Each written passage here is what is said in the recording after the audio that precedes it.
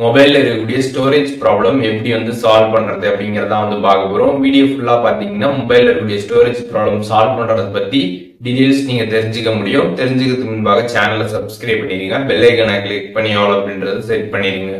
வீடியோக்குள்ள போகலாம். மொபைல் போன்ல உங்களுக்கு ஸ்டோரேஜ் ஃபுல் ஆயிருச்சு அப்படின்னா அதை சால்வ் பண்றதுக்காக பாத்தீங்கன்னா ஒரு ட்ரிக் தான் இந்த வீடியோல பார்க்க போறோம். அந்த ட்ரிக் நீங்க பண்றது மூலியமாக பாத்தீங்கன்னா அந்த ஸ்டோரேஜ் ப்ராப்ளம் அப்படின்றத நீங்க ஃபிக்ஸ் பண்ணிக்க முடியும். இப்போ உங்க போன்ல இருக்கக்கூடிய செட்டிங்ஸ் ஆப் ஓபன் பண்ணிருங்க. ஓபன் பண்ணிட்டு அதுல ஆப்ஸ் அப்படின்னு சர்ச் பண்ணிருங்க. ஒன்ஸ் சர்ச் பண்ணதுமே பாத்தீங்கன்னா ஆப்ஸ் ஆப்ஷன் வந்துடும். அதை கிளிக் பண்ணிட்டு மேனேஜ் ஆப்ஸ் கொடுத்துருப்பாங்க.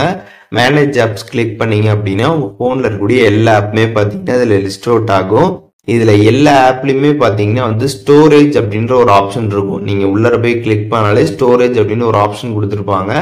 அதை கிளிக் பண்ணிட்டு அதுல கிளியர் டேட்டா கொடுத்துருப்பாங்க. கிளியர் டேட்டா கிளிக் பண்ணதுமே பாத்தீங்கன்னா கிளியர் கேட்ச் அப்படின்னு இருக்கும். அதை கிளியர் கேட்ச் கொடுத்துருங்க.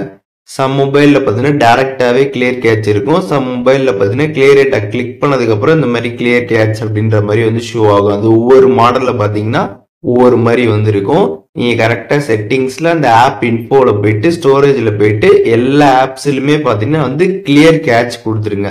கிளியர் டேட்டா நீங்க கொடுக்க கூடாது, கிளியர் கேட்ச் கொடுக்கணும். தெளிவா புரிஞ்சுக்கோங்க. ஏன் அப்படின்னா நீங்க கிளியர் டேட்டா கொடுத்துட்டீங்கன்னா அந்த ஆப்ல இருக்கக்கூடிய கம்ப்ளீட் டேட்டாவுமே உங்களுக்கு போயிடும். அதனால கேட்ச் டேட்டாவை மட்டும் நீங்க டெலீட் பண்ணணும்.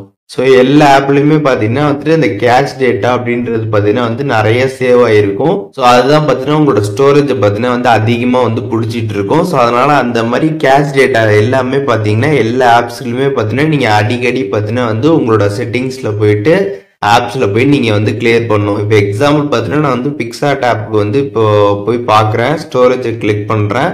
அதில் மட்டும் பார்த்தீங்கன்னா கேட்ச் டேட்டா 600 MB கிட்ட பார்த்தீங்கன்னா வந்துருக்குது. ஸோ 600 MB பார்த்தீங்கன்னா வேஸ்ட்டாக கேட்ச் டேட்டா பிடிச்சிருக்கு.